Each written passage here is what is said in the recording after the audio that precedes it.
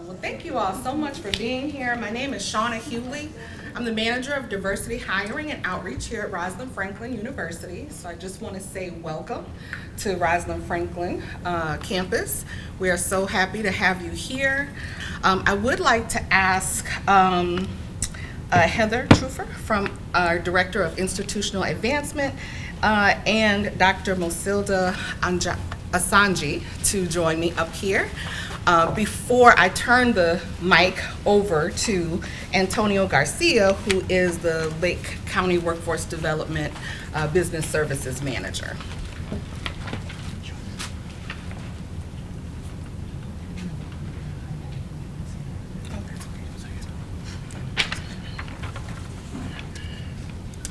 Good afternoon. 18 months ago, I began my tenure here at Rosalind Franklin University, and I was introduced to a new program, Nursing Inspire. During my second week, I attended our Nursing to Education Workforce meeting, and as I chatted with the lady to my right, she told me that transportation was going to be a main hindrance for her students to attend Nursing Inspire. At that moment, the gentleman to my left said, "We can definitely take care of that." That gentleman is Damar Harris. Damar has partnered with us from the inception of Nursing Inspire and is a member of our Nursing Education to Workforce Coalition. Through him, we've met his colleagues, Jennifer Everett and Christine Liskey, who work with us through selecting the applicants and all the way through celebrating the students once they graduate from the program. For those of you who are unfamiliar with Nursing Inspire, it is a 2-month program over the summer targeting rising seniors who spend the summer at Lake County College, at College of Lake County, training to become certified nursing assistants. At the end of that program, they have the opportunity to sit for the CNA certification exam at no cost to them. I would like to share with you some of what our graduates are saying. Having participated in this program impacted my future. This program made me feel like I have a successful future ahead of me. Participating in this program opened me to a lot of great opportunities for my future. To date, 22 students have gone through CNA training, gained marketable skills that they can use through their senior year in high school and beyond. This would not have been made possible without the scholarships from Lake County Workforce Development. Among the 10 students from Team 23, 6 are currently in colleges and universities in Illinois and Wisconsin, 5 are pursuing nursing, and 1 of them is studying in hopes of becoming a physician assistant. Additionally, we would like to acknowledge Lake County Workforce Development for supporting RFU's Division of Diversity, Equity, and Inclusion team with recruiting students from our underserved communities to participate in their Inspire program. Also, for delivering presentations on the federal grants they administer to various departments and small management teams here at RFU. And lastly, for convening healthcare professionals across industries to create a space for collaboration, exploring synergies, and identifying mutual goals and objectives relative to community health inequities, workforce challenges, expanding diversity pipeline efforts, and more. In closing, on behalf of the College of Nursing, the Division of Diversity, Equity, and Inclusion, and all the other entities here at RFU, I wish to extend gratitude to Lake County Workforce Development for your partnership and we look forward to many more years of collaborating as we work to impact the lives of residents of Lake County. Thank you.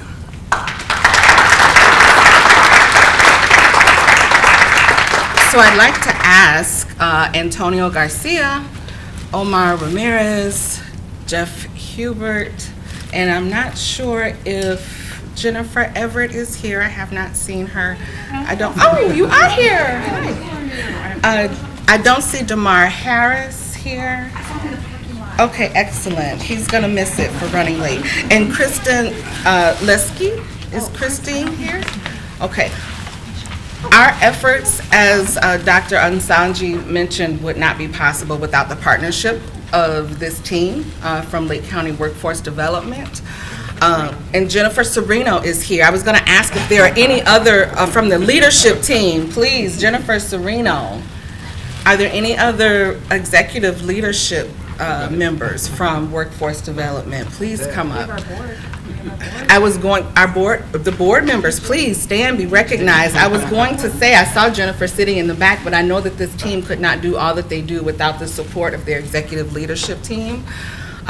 This event would not be convening if not for this team, and so while Rosalind Franklin simply opens our doors, they do the heavy lifting in pulling us together, the healthcare professionals who are like-minded and have the same heart and concern for what's going on in our community and our efforts to make a difference.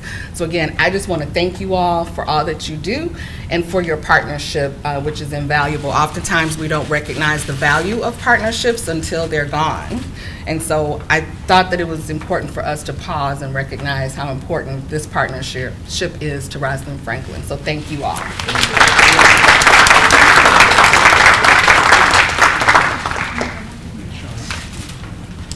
Thank you, Shauna. Wow, I can't beat that. I feel like the Oscars now, like you should have got a prize. I'm going to talk or something. No, but I couldn't agree more with Shauna. We really appreciate their hospitality. And please extend our thank yous to Dr. Rowe for lending this space today. So welcome everyone. On behalf of Lake County Workforce Development, our Executive Director, Jennifer Serino, our Assistant Director and EEO Officer, Damar Harris, and our Board Chair, Kim Weimer, Lake County Workforce Development Board, we welcome you to another successful year of Wellness Unlocked this year. We're going to hear today, it's very important to hear what's happening in the industry to see how we can tackle these problems together. One thing that you'll see in Lake County is, and throughout industries, but specifically in the healthcare industry, we work not in silos, but together. And we work together in workforce challenges, and we work together in solving these problems for the better of our community. Today, I want to recognize Dr. Vatem Bruce is here present, and she is also participating in a very important program with us that is called the Talent Pipeline Management Program. And what the Talent Pipeline Management Program does is bring industry leaders together, and together we look at data and we solve the problems of workforce together. So it's not about competing, it's about being a community and working together as a community. So it's very important. If you want to participate in this Talent Pipeline Management Program, it's in the healthcare industry right now, so reach out to me and we definitely put you on board on that as well. We meet the second Tuesday of every month. Today, we are very pleased with our keynote speaker to have Cassie Yarbrough, who is the Assistant Vice President of Health and Policy and Finance at Illinois Health and Hospital Association. Thank you so much for being here. We're also going to hear from Karen Menke, Vice President of Operations and Chief Executive Nurse at Northwestern Medicine, Rachel Longberg, Vice President and Chief Nursing Officer and Advocate Healthcare, Gina Chamas, HR Business Partner and Consultant at Advocate Condell Healthcare, and Ken Vidlak, HR Director of Northwestern Medicine, for some Q&A questions today.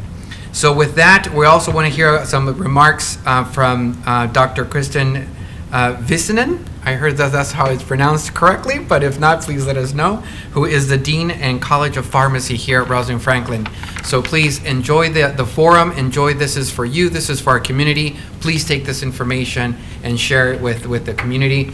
We are doing a recording of this, so we will post it on our website and you can share the link directly.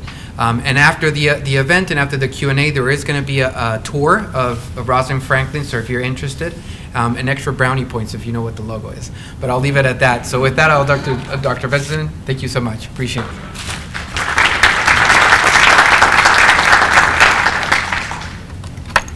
Hold on one second, I'll switch really quick. So Shauna asked me just to share a few things about the College of Pharmacy and about pharmacy in general with you. I think that for Lake County, I'm a new dean. I've been here for about a year. I don't think we've partnered as much with Lake County Workforce Development and the College of Pharmacy, but we're very interested in doing so. So just wanted to give you a little bit of background. First of all, a lot of people aren't aware of the many things that pharmacists contribute to the community and to the healthcare system in general. And so these are a couple in their worldwide statistics, but I just want to point out on the bottom left, you can see that 90% of people in the U.S. live within 5 miles of their community pharmacist.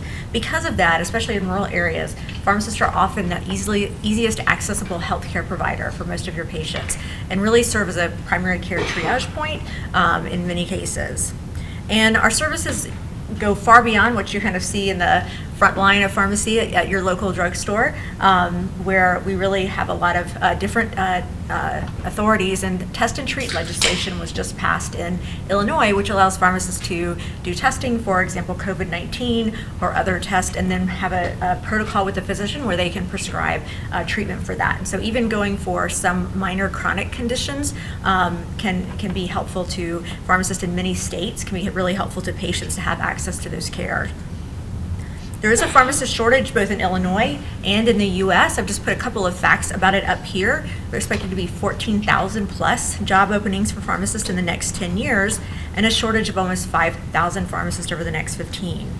The National Community Pharmacists Association projects that nearly a third of independent pharmacies in the United States will close in 2024. Mostly independent pharmacies are located in rural areas. So this really takes out, if you think about rural patients who need access to a healthcare provider, this is really taking that resource away from them. Here at Rosalind Franklin, we're trying to help do everything we can to meet that shortage and to help students prepare for a career in pharmacy. So the college was established in 2011. It's one of the more recently established colleges for the university, and we really focus on relationships, community building, and engagement with our students, as well as delivering a high-quality education to help them have an interprofessional experience and also prepare them for that career in pharmacy. One of the things that we're proud of, and we have industry on there too, as Antonio just mentioned, the pathways of distinction that we offer in the college allow students to focus on research, industry, or interprofessionalism, and they get a notation on their transcript. And then we'll be starting precision medicine and lifestyle medicine in 2025. We also have PharmD PhD and a lot of different master's degree combinations and graduate certificates available for students to get a dual degree or help prepare them for another area of pharmacy. So we do have a lot of pathways in place for our community, and so I wanted to highlight a few of those because there's some really interesting activities that we are doing with high school students, with our undergraduate students in Lake County and surrounding counties. So we work currently there. I have Lake Forest and College of Lake County on there. I missed Carthage and Parkside, as well as Carroll, DePaul, and many others. And so we work with a lot of our area colleges and many of our area high schools and middle schools. So we host STEM field trips here at the college, and this is an example of a Ladies of Virtue field trip that was hosted by the Student National Pharmacist Association. And then we also hold community events and outreach for both undergraduate, high school, and middle school students. This is just a little, I wanted to show you, this is a little bit of the materials that we use. This is called Pharmacy is Right for Me, and it's a STEM student activities list. And you can see they're kind of geared towards students. They're a lot of fun, and students generally like them because they get to play with their hands. They get to make things like in the compounding lab. And so you can see these are two examples of making lip balm and building a functioning heart model that we've done with students in the past. And here's just some more pictures I just wanted to share with you. Here's a STEM camp field trip, additional pictures from the Ladies of Virtue. We hosted a Neo Math and Science Academy in 2024, and then additional events. But we're really trying to increase our outreach to the community, to both underserved populations and then other undergraduate or students that may not know what a pharmacist is. Often if you see your only exposure to your pharmacist is in that retail pharmacy, then you have a very limited understanding of all of the scope that pharmacists can do. So we're really trying to help with the pharmacist shortage and increase opportunities for careers and diversity within Lake County. And I want to say thank you. These are a list of thank you notes that we got from one of our high schools this past year. And so I want to thank you guys very much for your attention on pharmacy for a few minutes. And I'd like to introduce our keynote speaker.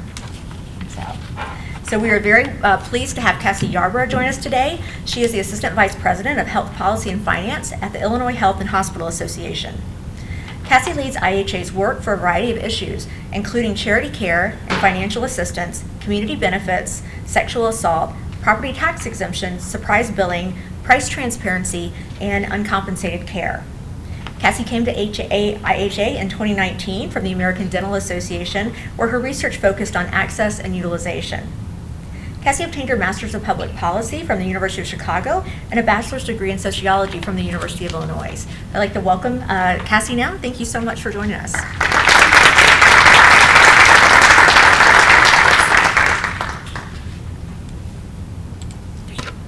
Excellent. Thank you for that warm welcome. I am here today to represent IHA, and I'm here with some of my partners in the work that we do.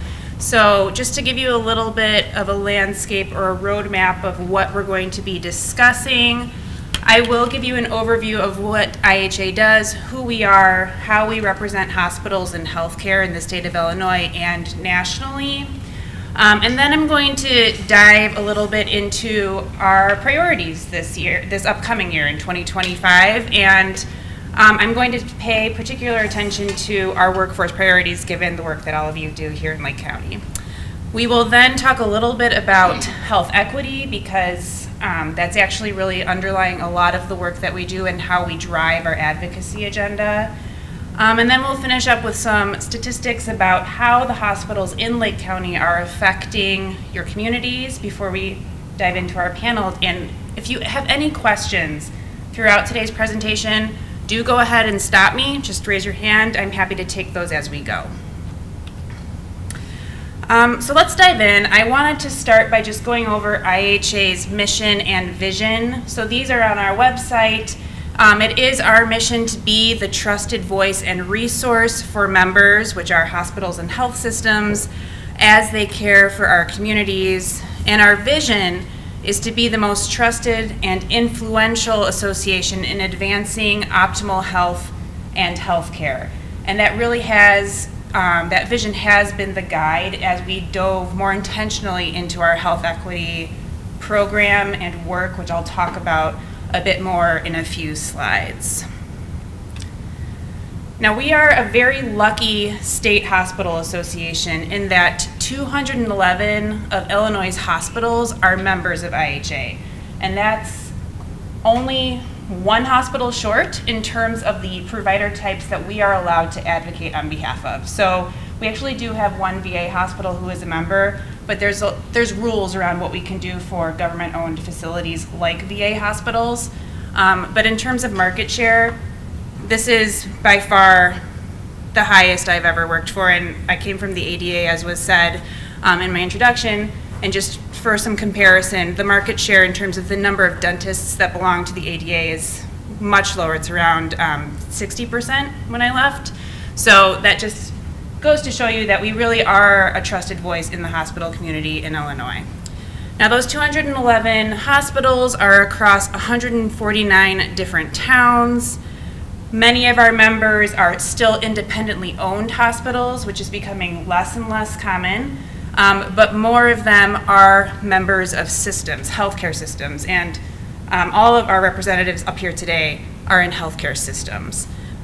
There are 38 healthcare systems across the state of Illinois, some of them headquartered here in Illinois and others in other states.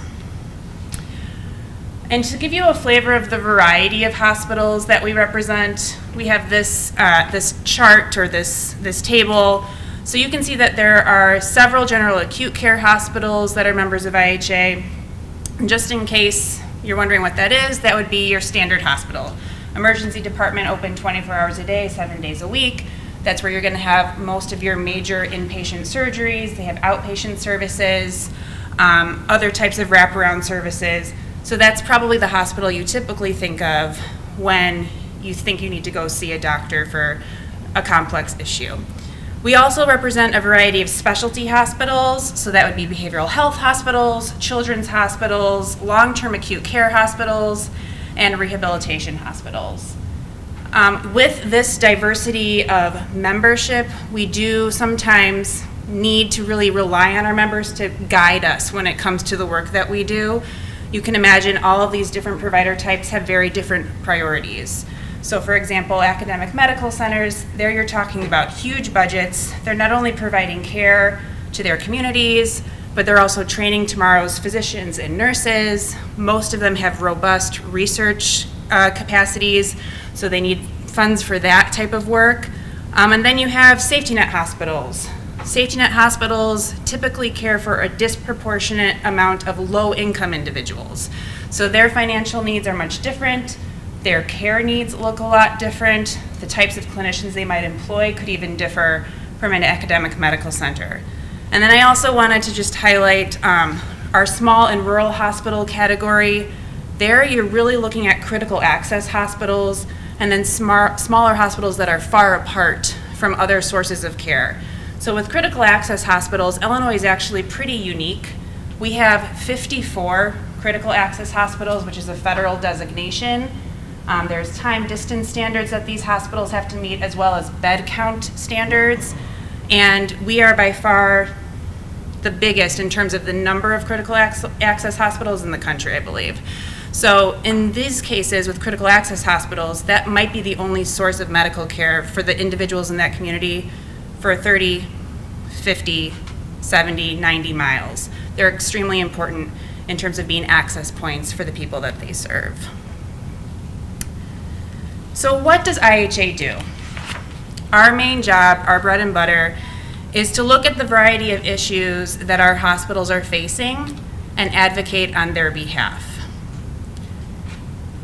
Something that makes IHA particularly strong is, again, that diversity of membership. And one thing that I think is really important to note and to give kudos to our hospitals for is that despite the fact that academic medical centers need very different things than critical access hospitals and safety net hospitals, our membership is very unified. So the work that we do is really based on feedback from our members, taking that in, working together, and then going to mainly Springfield every legislative session to advocate for policies that we want to advance or work together to defend against policies that would be harmful to the hospital community.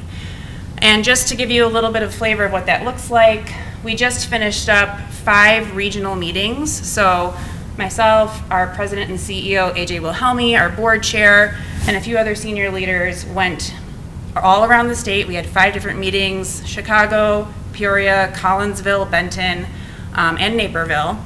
And we met with, again, our diverse membership and kind of gave them our thoughts on what we thought would be important to look at coming up in 2025. And we think about that within the realm of what's possible, so the current political landscape, but also the real trends and issues that we know healthcare providers are facing both in Illinois and across the country. We then take that feedback, digest it, and present our advocacy agenda for the upcoming year in Springfield to our board, which will be happening in about 2 weeks. So you're right, this is right in the heart of our planning season in terms of what we'll be advocating for next year. And I'm talking a lot about Springfield because that is the majority of the work that we do. We are very strong on the state level as a state hospital association, but we also have a presence in Washington, D.C.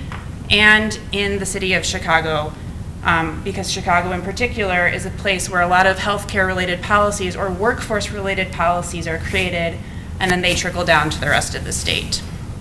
So as you heard in my introduction, in my role on the health policy and finance team, I look at a lot of state issues like charity care, financial assistance, property tax exemption, but I also am our policy lead on Medicare reimbursement and other federal policies. So we try to tackle everything we can, and of course that federal piece is in partnership with the American Hospital Association, which is headquartered in Chicago, but their policy and GR arm are also appropriately in Washington, D.C. So I wanted to talk a little bit about some of the things that we will be prioritizing in 2025 because they are very applicable to this group. And obviously that would be workforce. Now, workforce is a perennial issue on our advocacy agenda.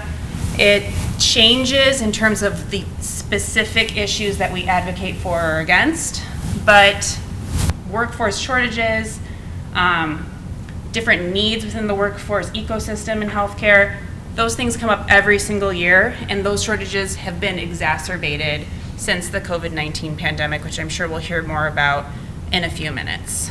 So in terms of 2025, a few things that we're looking at. The first is around workplace violence, and this has been an issue in a variety of sectors, but in the healthcare world, workplace violence really started getting more attention, a bigger spotlight during the COVID-19 pandemic when everybody's stress levels were through the roof. And then we thought it would maybe come back down, right? Now that we're sort of in this steady state of living with COVID-19, but kind of returning back to normal, we aren't seeing that in healthcare. In fact, the trends show that violence against healthcare workers continues to climb. And we really don't have a lot in place to sort of differentiate that or call more attention to that at the legislative level than any other sphere of the economy. So we are pursuing both state and federal level legislation to highlight this issue and provide more resources and agency to our healthcare workers in our hospitals. We've been doing this work for 2 or 3 years now, specifically highlighting, I have here Senate Bill 1863, that would be a state level piece of legislation that basically doesn't really change much within the system, but allows judges to make violence against healthcare workers an aggravating factor at sentencing. Now, I talked a little bit about how we need to consider political environment in our work, and the fact is that the current state legislature does not have an appetite for this kind of legislation. We're still having these conversations with legislators. They very much think it's important, but we are having a little bit of difficulty moving Senate Bill 1863 forward. The good news is that by introducing this legislation and having those conversations, other opportunities have opened up for our hospitals, for our legislators, to connect healthcare workers, hospital C-suites, et cetera, with the resources they need to support their clinical staff. So we've really been working hard to ensure that there are strengthened relationships between hospitals and healthcare workers and their local law enforcement, state's attorneys, and I'm pleased to report that Attorney General Kwame Raoul is extremely engaged in this issue. He works with us. We've had several conversations with him to, again, strengthen these relationships and pursue other avenues. And then I also mentioned that we're pursuing this on the federal level. There's a piece of legislation called the SAVE Act. I have no idea what's going to happen, but it has been on the table to maybe be passed in an end-of-year package. And that would not only make violence against healthcare workers a federal crime, but it would also come with monetary resources for hospitals to use either to improve their infrastructure around workplace safety or provide more training to their staff. Another perennial issue for us is really about staffing. And here I'm talking about the concept of nurse staffing ratios. Is there any familiarity with that in this room? Okay, yes. Beyond our panelists and also over there. Great, so nurse staffing ratios, I think, are an interesting idea and concept. The idea is that you're making sure there are enough healthcare workers around to help the patients that you're treating.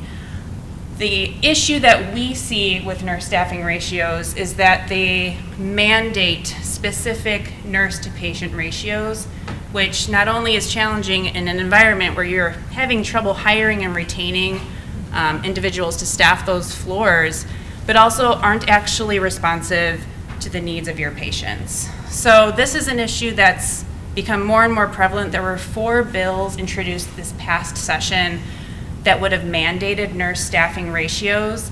But the fact of the matter is that when our clinical staff, our nurses who man what we call nursing care committees, which are required under law in the state of Illinois for every hospital, when they go and talk to their legislators about why it's important for them to maintain local control and authority over these staffing decisions, they usually end up being able to explain to the legislator why that's important. So just a quick example, in the state of Massachusetts, they do have nurse staffing ratios. And when they become overwhelmed as a hospital, you can't close down your emergency department. That's illegal. So that department remains open, but then they have to start pulling nurses from other departments to staff the emergency department if someone calls off, or if there's a huge snowstorm and people can't get in. So you have to close down other service lines, which are also extremely important to the patients that they're serving. The way we currently have our system in the state of Illinois, we allow our clinicians to decide, okay, this individual is really, really sick. We need to have 2 nurses dedicated to the people on this floor or to this patient. But maybe over here, we can have a better ratio or a less stringent ratio of 1 nurse to 4 patients, something like that. By allowing that sort of nimble flexibility, we're able to keep our service lines open and really respond to the needs of the patients at hand and the community's needs as well. So again, I do expect we will see additional legislation on this. Our legislature is extremely progressive, and this is a very progressive idea. But at the end of the day, the data are kind of speaking for themselves. States that do have nurse staffing ratio mandates do not have better quality outcomes or patient outcomes. And then finally, this I'm sure many of you are familiar with, but the state of Illinois has long had an antiquated licensure process for any occupation that needs a license to do their job in the state of Illinois. And IHA was at the table and instrumental in forcing the department, frankly, that works in this area to get up to speed, to get with the times. And I am happy to report that last month, IDFPR, which is the department within the state that oversees licensure, did get a new online system up and running. So it is operational. There are 3 types of licenses that are now in this new system.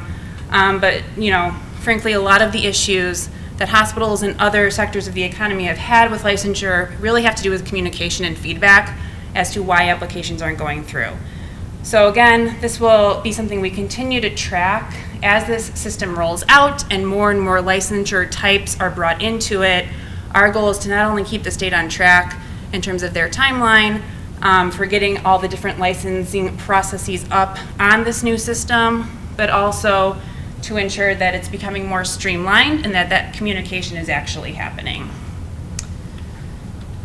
Now, of course, we have other priorities as well. I'm not going to dive into these as deeply, but issues that are always top of mind for us and our members include financial issues, so both with commercial insurance or Medicaid managed care organizations, that's our state insurance payer entity, as well as just general financial support for our hospitals to be able to maintain the service lines that they have. And then any policies that would really support access to high quality healthcare. So I work a lot with financial assistance and charity care policy issues, and those are 2 mechanisms that we have in the state to help low income or underinsured or uninsured individuals access the healthcare that they actually need at a price that they either can afford or completely free of charge. And it's my job to make sure that those allowances are implemented in a way that our hospitals can actually roll out and work with. So again, all of this is done within the context of the political reality that we're living in, as well as trends that are happening in the healthcare system. And I did just want to touch on some of the pervasive issues that we continue to see when it comes to operating, staffing, completing the work that our hospitals are doing every single day. So again, top of mind for a lot of our members, if not all of them, are workforce shortages. This is across the board. Clinical positions from physicians to techs in radiology, nursing care techs, especially RNs, all of these different clinical professions are experiencing workforce shortages, and they are not going away. Specifically, just as an example, I work in sexual assault policy, and in the state of Illinois, we have a laudable, progressive law to protect sexual assault survivors, but it mandates the employment of sexual assault nurse examiners, which are specially trained RNs, and there is not only a shortage of such individuals in the state of Illinois, but it's a nationwide shortage. So this is something our hospitals are very committed to, but really struggle in terms of fully staffing their sexual assault nurse examiner personnel.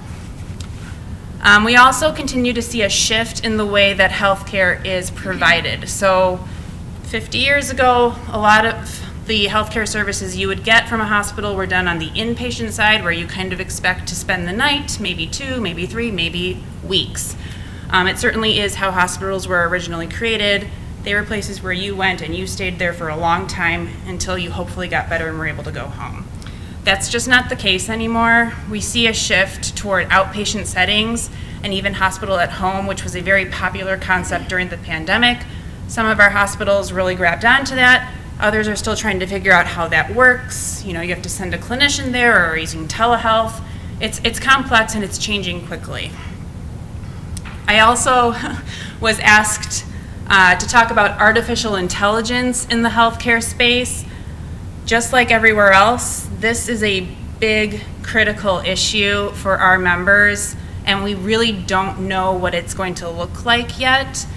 The Biden administration has released guidelines for different entities to consider when they think about utilizing artificial intelligence in the healthcare space, and it sounds great. Yes, you need to make sure whatever artificial intelligence you're utilizing is based on the diverse data that would accurately represent the individuals that you're treating. We don't necessarily have that data. Yes, you want to make sure you're not inadvertently discriminating against some patients, favoring others. Our members completely agree with that.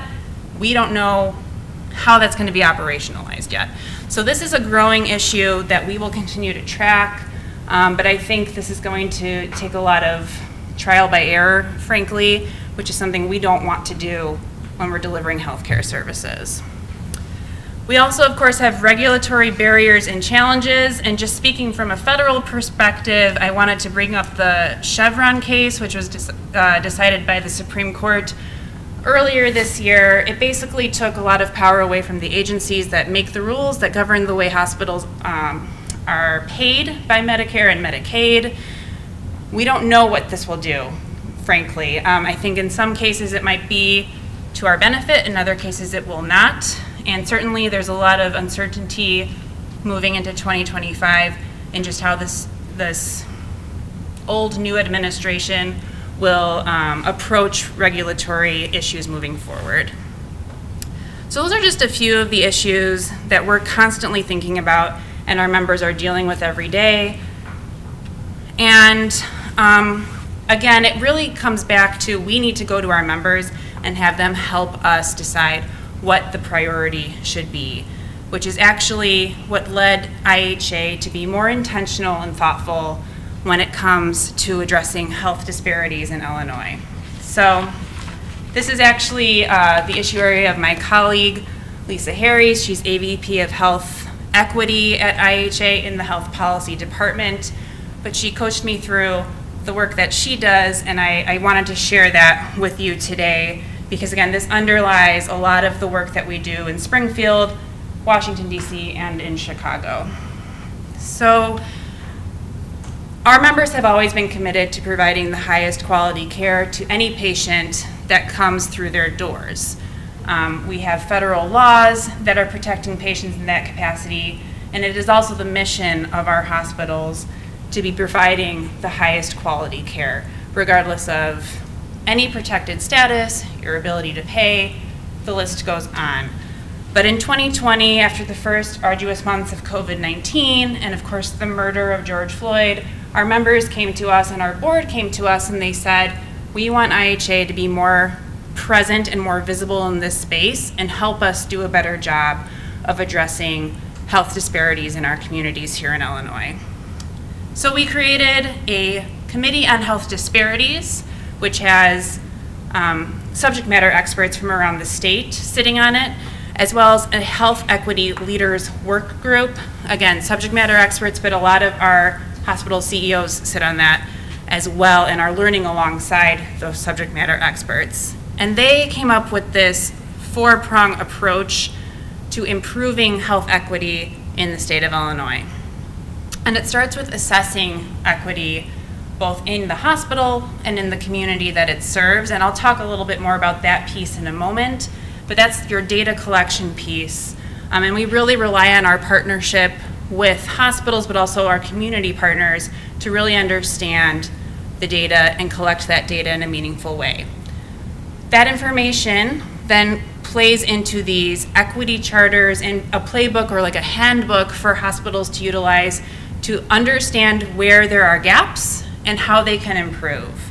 And that's supported by an ongoing active learning initiative where we have expert and peer education opportunities for our member hospitals and health systems. So that would be webinars, in-person conferences, et cetera. And then all of that work, again, filters up to the work that we do in Springfield, Washington, and Chicago, and informs our policy and advocacy work. So what does that data collection look like? Well, when these groups were formed back in 2020, they wanted something standardized that they could utilize across all of the hospitals in the state of Illinois to better understand what the hospital itself looked like. That's our people there in the middle of the slide. So what was the diversity and inclusion within the hospital itself? And then what did the community look like that that hospital was serving? Did those two groups kind of mirror each other, or was there sort of a disconnect between the people that were providing the healthcare and the people that were seeking the healthcare? So they came up with this 32-question progress report, which is a pretty straightforward questionnaire that, again, collects information and helps hospitals understand those two groups of demographics, really what types of patients or what kind of clinical needs there were in their community, how their organization was responding to those needs, and then how they could better work with their community to close those health disparities and bring more equitable care to the table. And 75% of Illinois hospitals have completed this progress report to date, and a large majority of those hospitals have taken it more than once, so they can track their progress over time. And you can see at the bottom here that we actually just closed this year's iteration of the progress report. So again, we had robust participation. I believe we actually got up to 80% of hospitals this year. And this isn't happening in a silo. So this slide is pretty busy, but I'm using it to just indicate that the work that our hospitals are doing with this progress report and within our health equity process is being mirrored in a lot of ways by the federal government through the Centers for Medicare and Medicaid Services, or CMS, as well as the Joint Commission, which is an accrediting body that many of our hospitals work with in order to remain open and be in compliance with a variety of standards. So the way they're employing these metrics is a little bit different. It varies from body to body. For us, it's just information gathering, sharing, and learning.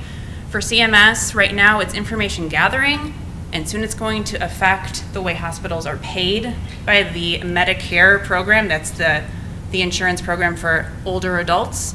And then with the Joint Commission, we're seeing these standards come in, and I think they're going to start being on those surveys that our hospitals love to have done when folks walk through their facility to make sure they're in compliance with a variety of requirements and regulations.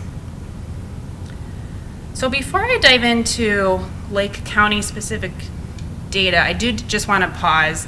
That was a lot of information on who IHA is and what IHA does. And the next portion of my presentation is really setting up our panel. Any questions? All right. So, all of this is culminating into sort of the hospital story, or how hospitals serve their communities. And while hospitals are predominantly seen as a center of healing, centers of care, they're also very critical to the economic viability of the communities they're located in. So again, they're this critical healthcare source, most of which are open 24 hours a day, 7 days a week, 365 days a year, providing those critical emergency and trauma services, but also a variety of other services that we, as citizens of the United States, rely on. So you know, a lot of times my colleagues will say hospitals are there when you're born, and unfortunately they're usually also there when you die. They're a part of our lives. But within that, they're also economic engines for their community and for the state. We create these economic impact reports about every 2 years where we look at the direct and indirect economic and workforce effects of hospitals, again, in their communities and statewide. The latest issue of this report was created this year, 2024, and we found that hospitals generate $117.7 billion for the state economy every single year. They're also employing either directly or indirectly about 445,000 individuals. What do I mean by indirect? So sometimes the presence of a hospital means that a laundering facility or a laundering business can stay open because they are hired to wash the sheets and the scrubs and other things that the hospital needs clean in order to do the work that they do. Just to give you a sense of scale, the state of Illinois this past year had a proposed spending budget of about $53 billion, and they are allowed to employ about 60,000 people. So hospitals are huge in the state in terms of pumping money into the state economy and also employing Illinoisans. And then this chart is just showing you what's been going on in terms of employment in Lake County since 2018. So you're seeing pre-COVID, post-COVID. The good news here is that it didn't really fluctuate that much with COVID. That's not always the case. In some areas of the state, we saw these numbers go way down. But that green bar across the 4 years of data is showing you that in Lake County, hospitals are generating both direct and indirect jobs to the tune of about 27 to 28,000 individuals. Now this slide at the top is going to show you a different number. Just ignore that. But the Lake County hospitals are pumping about $3.5 billion annually into Lake County, into the economy here. And part of that is this community benefit amount. So what does that mean? Well, nonprofit hospitals nationwide, but also in the state of Illinois, are kind of required actually to support their communities in a variety of ways to earn their property tax exemption. So nonprofit hospitals do not pay property taxes on the square footage that's providing care. The way they do that is through a variety of means, but in the state of Illinois, we have a specific list of things that you can do to earn your property tax exemption. In Lake County, hospitals are providing nearly $338 million worth of community benefits every single year. This is an undercount because the only hospitals required to report this are hospitals with 100 or more beds. So there are some hospitals in Lake County that have fewer than 100 beds, and they do not give us these figures. But of those that do, the charity care amount or completely free care they're providing is $28 million. Again, that's probably an understatement. They're also supporting patients that have Medicare or Medicaid, which are government-sponsored insurance programs, by supplementing the reimbursement from the state or the federal government, which is well below cost, to the tune of about $270 million a year. And then our hospitals in Lake County are providing education. They are training nurses, they are training physicians to the tune of about $12 million annually. And now just to give you a sense of the work that your hospitals are doing, I have charts on utilization, inpatient, outpatient, and emergency department. So this is inpatient utilization in Lake County. Again, we're looking at numbers pre-COVID and post-COVID. So that huge dip, that's COVID. That's 2020, when folks were told to stay home unless they absolutely needed to go to the hospital. And the great news here is that Lake County has rebounded. So in 2023, our data show that the inpatient utilization rate was actually above 2018 levels. And I have heard from some of our panelists and others across the state that there's some record census days happening in 2024. So folks are going to the hospital again for that needed care. In terms of outpatient care, again, you're seeing quite the rebound. Utilization of outpatient services is up 17% from 2018. not only is that folks going back to get that care they need, but this is also, again, reflecting that trend I mentioned where more and more of healthcare is being provided in outpatient facilities rather than inpatient facilities. And then finally, emergency department utilization is actually down from 2018, which I think is probably good news. I think this, I can't say definitively what this reflects, but it could be indicative of better access to preventive care, which is something that IHA always advocates for. It could be indicative of fewer readmissions, or I don't know, maybe our panelists have some ideas as well. So again, that is sort of where things lie in Lake County. Any questions before we return to the panel?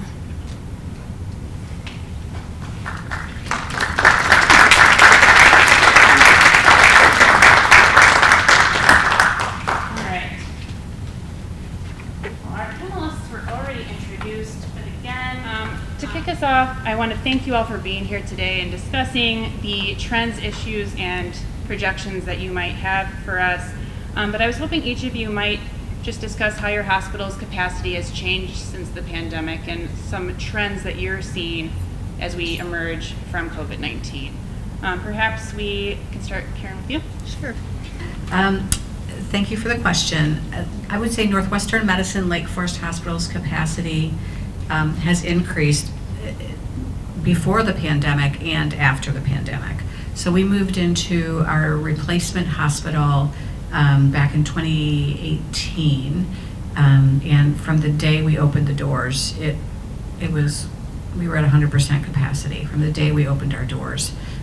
We are currently building 2 new pavilions. We have a hospital expansion project that is really going to double our inpatient capacity. It's going to add 96 inpatient beds and 18 observation beds. I think right now with our budgeted census and our occupancy, we are in fiscal year 24, we are at 137% occupancy.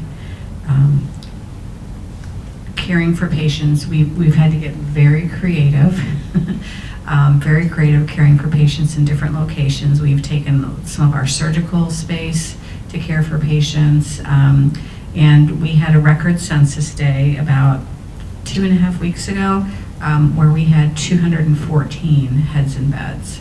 Now, keep in mind, we have 114 licensed inpatient beds and 32 observation beds. So there were about 70 patients that we had to get very creative on how and where to care for them. The good news is that we have a very agile nursing workforce that has been very responsive to helping us to meet those needs. So when we do move into our new pavilions in 2026, we're pretty much already caring for a lot of the patients already. This just will give us the physical space to be able to provide the care appropriately compared to what we're being very creative right now. Rachel? We've had a very similar experience as Northwestern. We just completed a construction project that increased our capacity and our licensed beds at Condell from 257 to 275.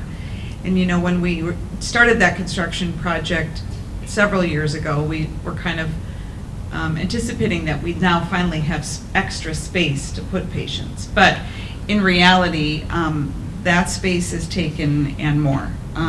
We also have higher than our licensed beds on many days and have also had to get very creative with our capacity. We did increase our ICU capacity from 17 beds 2 years ago to 32 beds today. And we are overall in the hospital, we sit somewhere around 95 to probably 105% capacity every day. So we also experience those same challenges.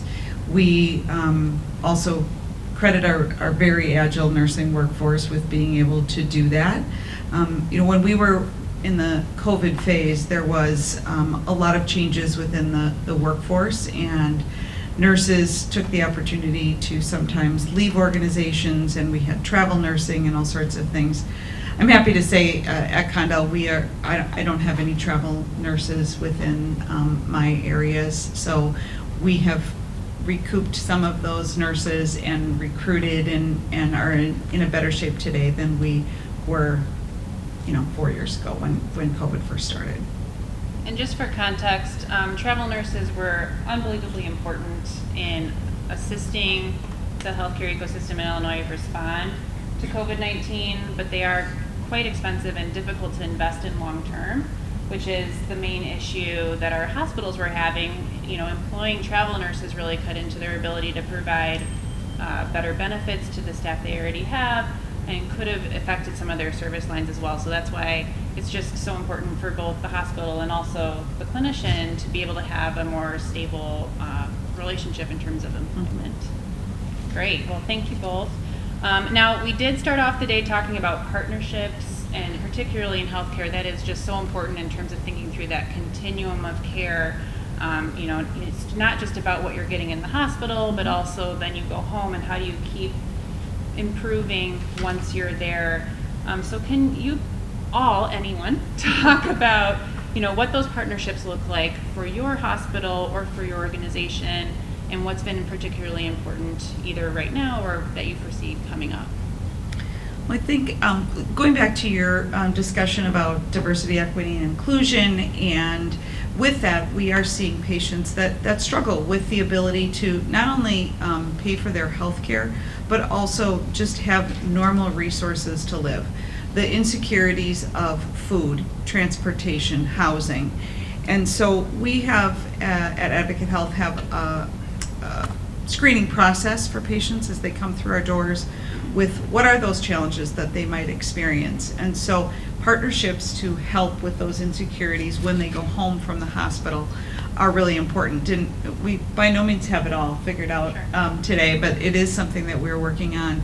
And when patients go home from the hospital now, if they identified that they had some of those insecurities, on their discharge paperwork are resources that are included from those community partners that we have that can provide transportation, housing, and food help when they need it. So that's one example, I think, of some of the partnerships. Some of the other things that we have been focusing on to help with our workforce is partnering with high schools. We have seen kind of a decline. During COVID, healthcare workers were considered the heroes, but that really fell off pretty quickly, and we had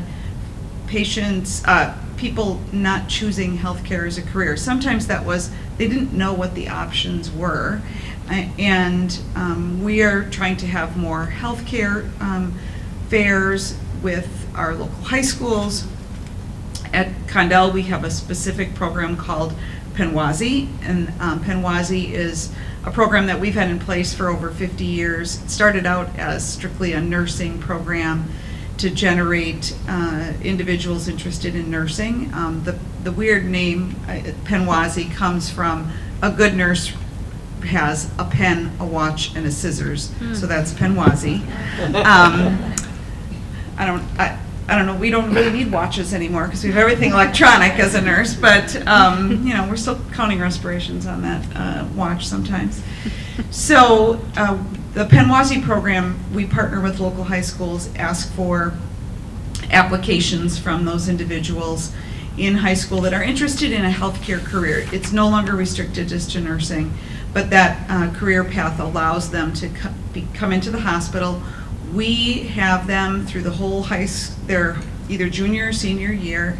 They spend 2 to 3 hours a week kind of as a volunteer, but part of that program is they get lectures, they get hands-on experiences, and they shadow in all different aspects of care. They're with nurses, physicians, respiratory therapists, physical therapists, and gives them the opportunity to see other career paths. Most high school students probably know what a nurse and a doctor does, but there are many other career paths that help to take care of patients in the hospital or in an outpatient setting. So we need all of those career paths filled to be able to properly care for patients. And so this is a way for us to have that added interest. And then when they're done, we do offer a couple scholarships to individuals who are going on into a career-related field. So I'll let you, Karen. Thank you, Rachel. And Kim can add if you'd like. So at Northwestern Medicine, similar. We are by beds a much smaller organization than Advocate Condell, but really have embraced the screening for social determinants of health for our patients. That's something that did not exist when I was a new nurse. It's something I'd say relatively within the past 10 years probably. Really has become top of mind for all of us on those factors that can impact a patient's ability to be healthy that's not really related to their biological makeup. Things like food insecurity. That's just one example. So we've gotten, I think, much more astute at screening for those and for providing resources for for the patients that have issues like that, which are a high percentage of the patients that we see. We really embrace our relationships with the community. I think that's so important. I think that is something that I'll speak from a nursing perspective, but we were so happy to be able to re-engage with our community as the pandemic started winding down, because it really was a very isolating time, I think, to work in healthcare. We were the only ones that were going to work. We were the only ones that were going to work, I think, during the pandemic. But I think that it really has been so important for our teams to re-engage with our communities. I can speak for Lake Forest Hospital. We, this past year, achieved record participation volunteering with the community, and of our employees, we had 647 volunteers provide about 1,600 hours of volunteer service at 68 different events. So I think our relationships with our community are critically important in helping increase awareness of social determinants of health and also partnering with the community to help solve them. I would also just add just the partnership for our teammates, because we do have teammates that have similar needs, and so that's come up over the last couple of years. So really looking to our community on how housing insecurity, so can we do a reach out, shelter needs and such. So not only patients, but what we need to do differently to support our teammates. Correct. Wonderful. And yeah, so this is sort of what we measure with that economic impact report as well. I think maybe more than 10 years ago, all of these different services were provided in silos. So making those connections is not only strengthening the patient's ability to improve their health, but then again strengthening the health of the community as well. I was going to add something too. Go right ahead. I want to get back to the workplace violence and just violence within our communities. Condell is a level 1 trauma center. We're the only level 1 trauma center in Lake County, and the amount of trauma patients that we have seen has risen dramatically. And historically, our traumas were led by motor vehicle accidents. That's been historically the most common. We have now seen our blunt force trauma; those are stabbings, shootings, overtake our motor vehicle accidents, and so.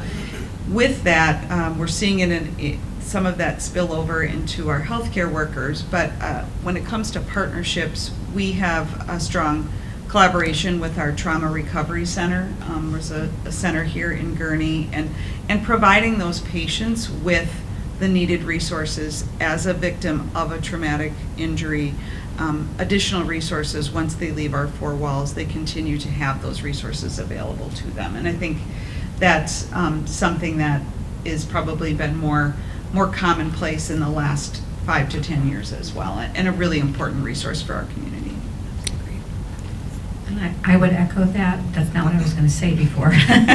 But supporting our bedside caregivers too. Everybody from housekeeping to the physicians are really impacted by this, and it is increasing exponentially, and it is supporting obviously the patients and their families that go through events like this, but it's also supporting those of us who care for the patients and families who go through this, because it is very, very traumatic.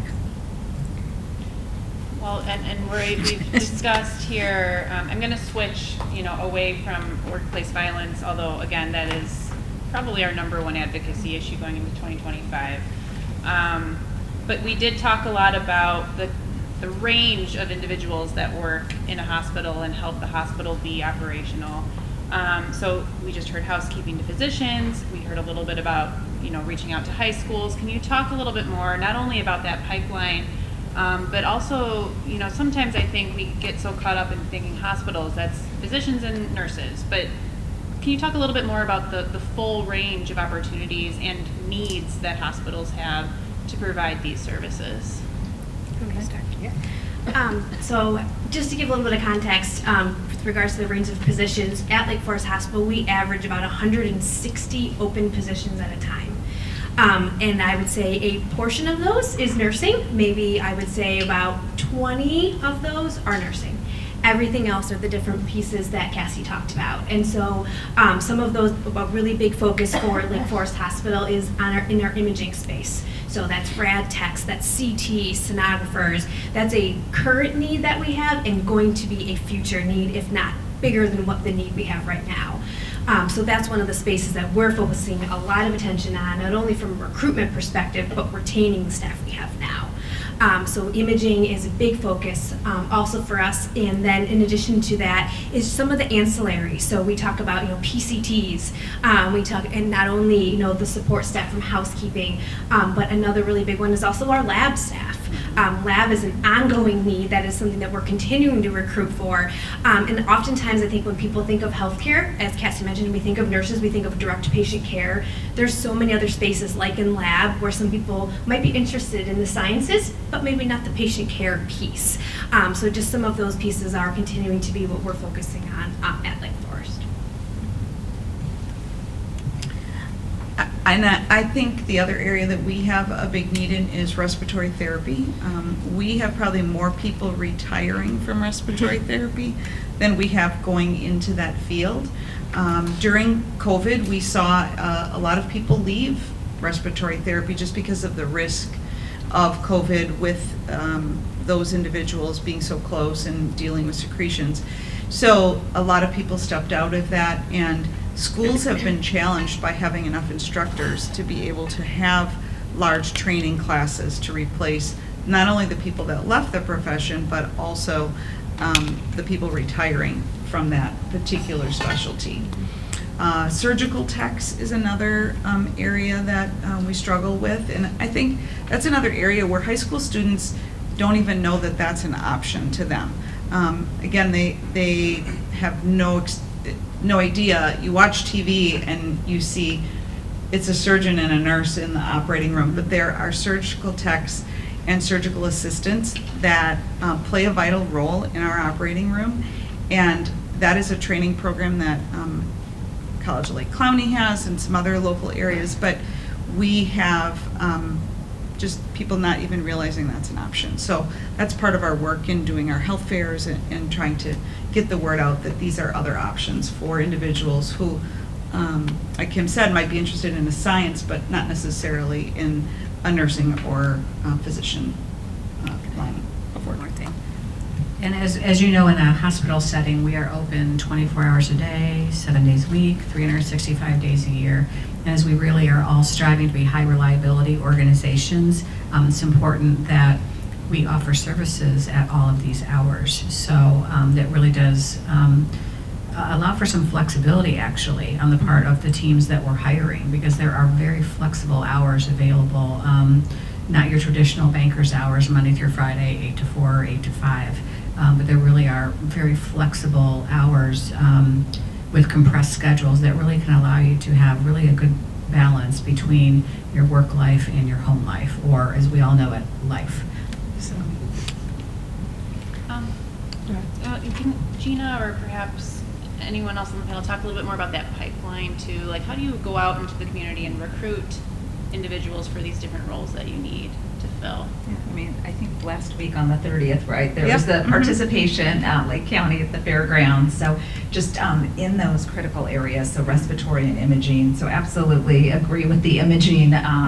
That's a continued opportunity for us, but I think it's just getting out to middle schools. I mean, I think even grade schools now. So to be able to when I do my workshops, I encourage and inform anyone that's in attendance that we have every type of position, in our on our campus. So it can be IT, it can be non-clinical support, clinical support, the traditional RNs and physicians, as Rachel mentioned. So something that we're doing is we do have our own internal workforce development programs, and so it can be individuals that are in non-clinical support roles so that we have them come and participate in a 10-month program. And what we do is we share with them career path, and so that they can look at, yep, there's the traditional clinical, but here's their non-clinical, here's your professional. Are you wanting to even look into a leadership path? And so we have individuals that might be an EDS or a medical assistant or a patient service rep that they're able to do their own navigating of their career and discovery. And so we're able to put them into programs such as a surge tech program or an imaging program. So that's been successful for us to monitor that. So that's what we're doing, at least internally, because we want to retain the teammates that are our employees that are already with us. And so let's make sure that they're aware of the different career paths that we do have available. So that's one thing that we're doing. Kim, do you want to talk about maybe Northwestern's program as well? Sure. So I can add on to a little bit. So similar to what she described, we're doing something also too where we call them more career ladders, right? So we're looking at some of our entry-level roles and how do we create additional opportunity. Most recently, we launched system-wide a phlebotomy career ladder. So oftentimes, right, a phlebotomist is you draw blood, and that's mainly what you do, right? And there's not a whole lot of advancement. And so we launched a system-wide where there was an opportunity for those people who were interested, who got the certification, to be able to advance within that same space. And so with that, I think goes along, right, some of the additional programs. We have a very robust tuition reimbursement program for our team members. And additionally, going back a little bit to how do we care for some of our current employees who may not have the financial pieces to pay for that schooling, we allow them to do what we call delayed payment. So we pay for it in advance on their behalf, and that way they can take the course and go ahead and pass that. So again, just an example of some of just this, to add on to what was described earlier about kind of how we support our local teams.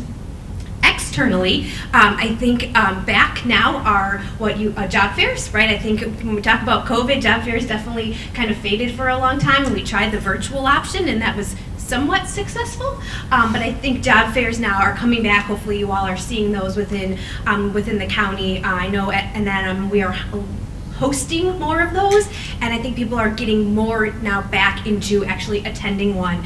And of course, as you can imagine, the goal, right, is to speed along that process. So that's just something at NM that we're doing.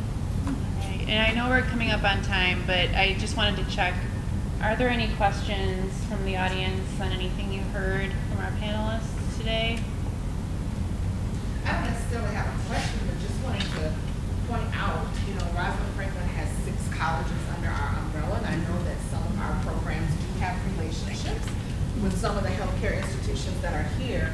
But when you talk about, filling the pipeline, particularly around diversity placement in that pipeline, I hope that we capitalize on the opportunity to connect dots and kind of add to our multi-layered relationships that we already have, particularly when it comes to introducing the various career occupations that our young people may not be familiar with, as was mentioned, with the 2 Inspire programs that we have here. So, perhaps there's an opportunity to, do a tour or just to, create more engagement opportunities where they're hearing from those of you, who have boots on the ground and have the relationships in the health facilities so that they have a better understanding or more enriched experience in our Inspire program.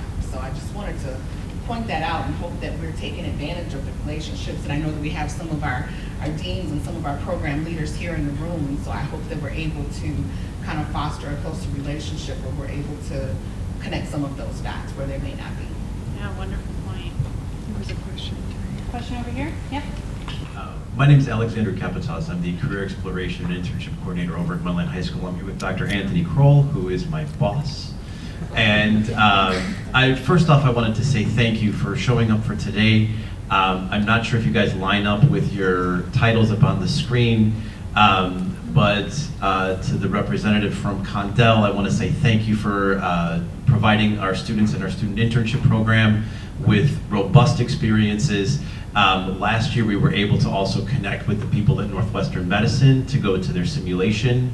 Fantastic experience, a wonderful, wonderful operation. But Anthony and I were over here talking, and we were also at the event. Anthony was one of the organizers for the October 30th Navigate Lake. Fantastic career awareness, but one of the needs that we have as we're putting together pathways for students is not only to be aware of these careers, but also that they get a chance to explore and ultimately experience. So is that something that, I like the nod on the end, yes, yes, We hear yes. yes, we hear that. You know, I like to call my program, my job, the I Wish program. Kids saying like, oh gosh, I wish I would have known this, or adults say like, I wish I would have known this before, that something like this was out there. So is there space in your programs, in your budgets, to allow for students to come in, roll up their sleeves, and actually get experience like they did at the Northwestern Simulation Lab, students through our internship program? But that is such a small group of kids. I guess you can kind of see what I'm getting at. Is there space to give those kids a deeper, more enriched experience so they can go into that field with certainty, knowing that blood is not something to be scared of? One of the easiest ways for individuals to get in is to either begin with a volunteer program, and they can kind of see different things. And once they get through that process of being a volunteer, they can then have the opportunity to observe more things and whatever. Just from a confidentiality perspective, we have to go through some of those processes to have those in play. But there are a ton of entry-level positions that we find is a really good way for people to start. And just because if you're let's just start with transport. You're a transporter, it's an entry-level position. There's no prior, training that's required. But you get to touch and see, as a transporter, almost every department. And it opens their eyes to different things that they maybe didn't even know was available to them. We had multiple transporters last year then, and paid through us, then got their nursing assistant certification, and several of them are ones going into pre-med. Another one is in the nursing track now. So it just gave them the opportunity to see other things. But I'm also open to other, programs that we could collaborate on too. Thank you. I would agree. I think also we have a student shadow. They can come and shadow for a day. We can arrange that, which I think can be very helpful. And I also would just like to say that very few people that go into working in a healthcare environment stay in that exact position there are so many opportunities. There are opportunities, people that we hire today, there's going to be careers within healthcare a couple of years from now that don't exist today. So I think it's, my recommendation, I would agree with Rachel, is to get your foot in the door somewhere, because it's very hard to know what you want to do if you're not exposed to the whole variety of options that are out there, which, some of them don't exist, so even today.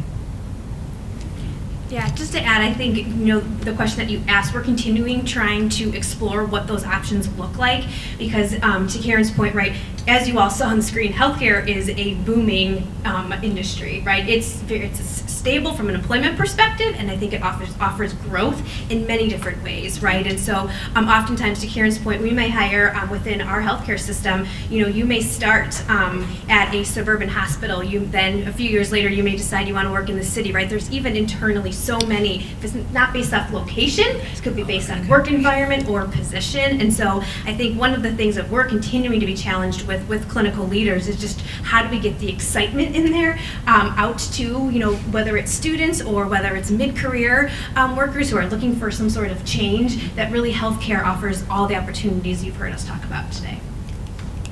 Good afternoon. Thank you for such an engaging discussion today. I'm Dr. Venancia Batayan-Bruch, the Executive Director of the Healthcare Foundation of Northern Lake County.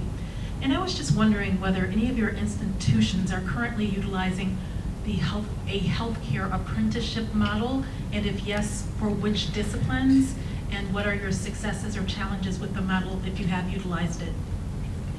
I believe we are utilizing the health apprenticeship model in our facilities department.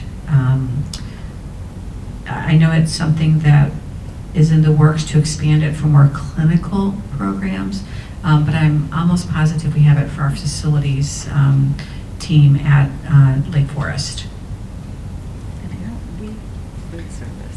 Yeah, and I'm aware, I think it's pockets, so we have an apprenticeship program across the enterprise in our food and nutrition area, so that's one. But I think Rachel will tap on to the RN extern if we would do that. Yeah, we do have an RN extern program, so nursing students who are in their last 6 months to a year before graduation come and work kind of side by side with a nurse. They get paid for those hours, and just gives them additional experiences so that they're even more ready and able to be successful when they step into that true RN role. I am Gayatri. I am a data officer at a community health clinic. Love the session. Thank you so much for showing up today and sharing your work, especially in health equity. That's where my passion is. My background is public health and engineering. So at our community health center, we do use Propare for collecting data on social determinants of health. But the problem we have is billing and getting revenue for care coordinators who work behind the scenes to connect them to the resources. So I'm curious about what things you are doing and what is helping you and what are the challenges you see.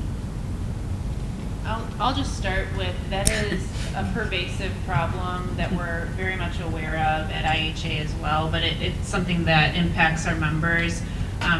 We have pursued additional reimbursement to employ community health workers, for example, and so you would be a member of IPHCA then, the Illinois Primary Healthcare Association? No. Oh, the clinic though? The clinic is in Virginia. Oh. I just moved. Oh, okay, well, welcome. Well, to Illinois.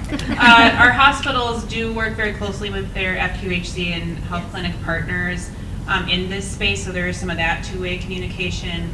But additional reimbursement and financial support for this piece in particular is something that's high on our radar at IHA, and then pass to my colleagues. So we do have community health workers that we employ that kind of help to bridge that gap.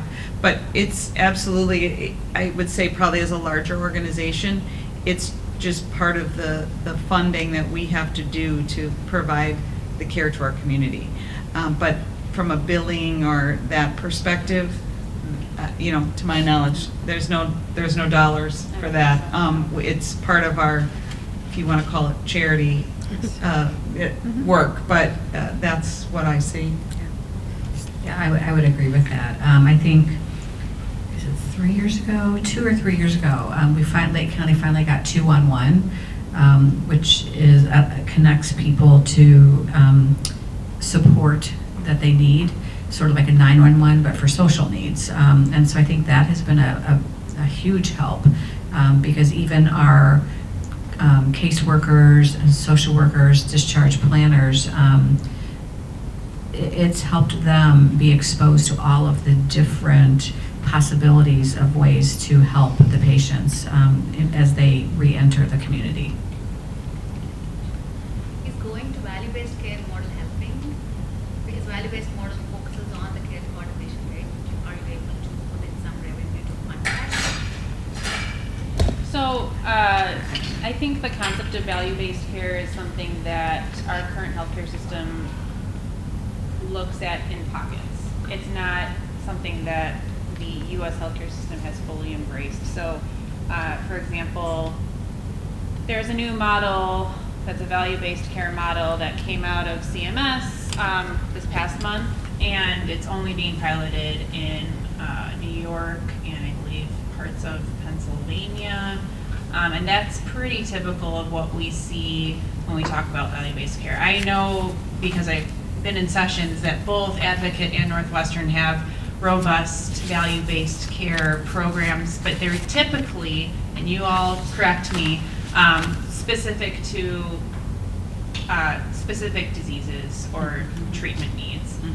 So a lot of times you'll see value-based care models around diabetes or hypertension or whatever it is, right?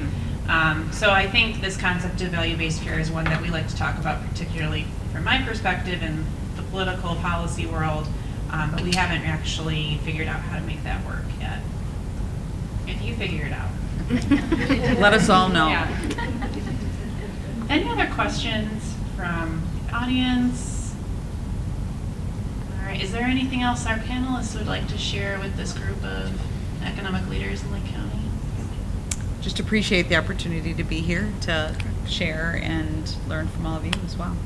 Agreed, and there are, as demonstrated, there are a lot of opportunities that are available within the healthcare industry, so both in inpatient and outpatient. So thank you, everyone. That concludes our questions with our panelists. I would like to give a round of applause for our panelists for coming today. So to conclude today's event, I would like to introduce Antonio Garcia, the Business Service Manager for Lake County Workforce Development, for closing remarks. Thank you. Again, thank you to the panelists, keynote speaker, and thank you for you for showing up. So thank you very much. This morning we did have a job fair for healthcare right in this room. So we had good traction of employers and job seekers. Please work with your community. That's the one word I heard throughout our presentation today: community. And remember, we don't work in silos; we work as a community. At the Job Center, the Business Services team, if you can raise your hand, we have the Business Services team here today. Please reach out to any of the Business Services team. We offer workforce solutions, workforce trainings, and we work with the workforce ecosystem. And what this involves is we work with you as a community member to connect with employers, right? We offer all these services. So again, thank you very much for being here. Thank you to Omar Ramirez for coordinating this event. Thank you so much. Couldn't do it without you. And again, thank you very much. We're going to post this online, but please reach out to us. We will help you with your workforce needs and working with the community, with Dr. Gardner, Navigate 8. It was a great program. More of those events. We're all part of this ecosystem together, right? So thank you again, and please enjoy your day.